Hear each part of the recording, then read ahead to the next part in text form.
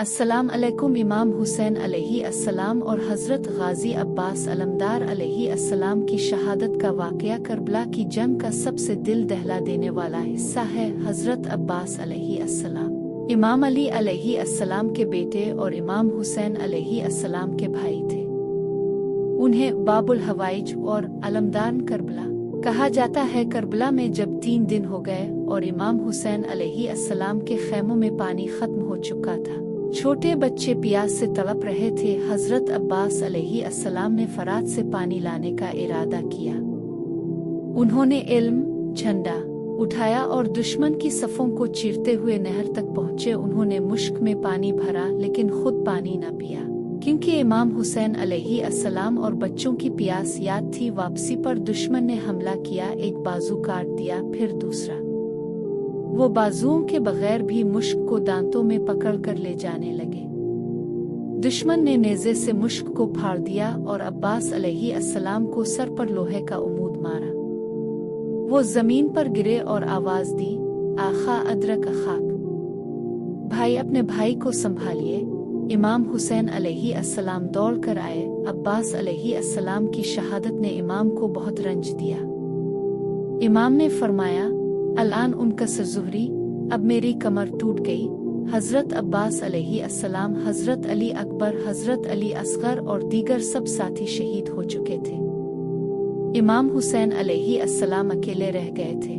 उन्होंने दुश्मन से इत्माम हुज्जत के बाद मैदान में तन्हा मुकाबला किया। 72 नेज़े, तलवारें और तीर इमाम के जिस्म पर मारे गए। एक वक्त आया कि इमाम अलैहि अस्सलाम जख्मों से चूर होकर जमीन पर गिर गए। शमर मलू ने आगे बढ़कर सर मुबारक तन से जुदा किया। इमाम अलैहि अस्सलाम का सर इब्न जियाद के पास और फिर यजीद के दरबार में दमिश्क भेजा गया। इमाम हुसैन अलैहि अस्सलाम और हज़रत अब्बास अलैहि अस्सलाम ने हमें वफा, कुर्बानी, सब्र और हक पर डट जाने का दर्स दिया।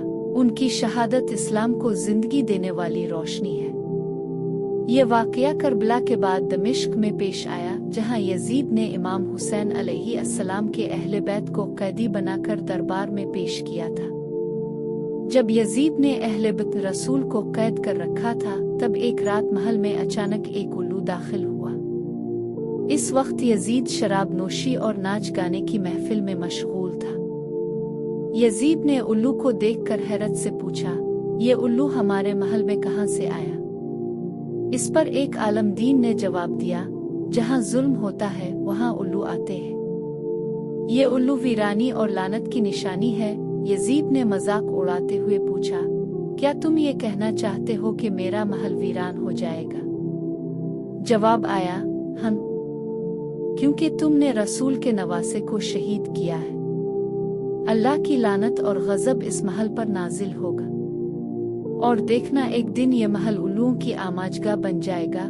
कहा जाता है कि वक्त के साथ वाकई यजीद का महल तबाह और बर्बाद हो गया और लोग कहा करते थे, ये वो जगह है जहाँ जुल्म हुआ और अब सिर्फ उल्लू बोलते हैं। इसीलिए ये मुहावरा मशहूर हो गया, उल्लू करबला में क्यों आया, यानी जहाँ जुल्म हो वहाँ बरकत खत्म हो जाती है और वहाँ उल्लू वीरानी की अलामत आ जाते हैं। जुल्म चाहे कितना भी ताकतवर हो, आखिरकार मिटता है। इमाम हुसैन अलैहि अस्सलाम हक और सदाकत की अलामत है, और यजीद जैसा जालिम तारीख में हमेशा लानत का मुस्तहिक रहा। और फिर हमें तो कोई ऐसी कुर्बानियां भी नहीं देनी पड़ी, इतनी मेहनत भी नहीं करनी पड़ी, और हमें कितनी आसानी से दीन मिल गया। हमें चाहिए कि हम अल्लाह पाक का शुक्र अदा करें और नमाज पढ़ें। अल्लाह तबारक व ताला हमें नमाज पढ़ने की तौफीक अता फरमाए और नेक अमाल करने की तौफीक अता फरमाए। नाजरीन, वीडियो को लाइक कीजिए और हमारे चैनल को सब्सक्राइब कीजिए और कमेंट बॉक्स में अपनी कीमती राय का इजहार जरूर कीजिए। शुक्रिया।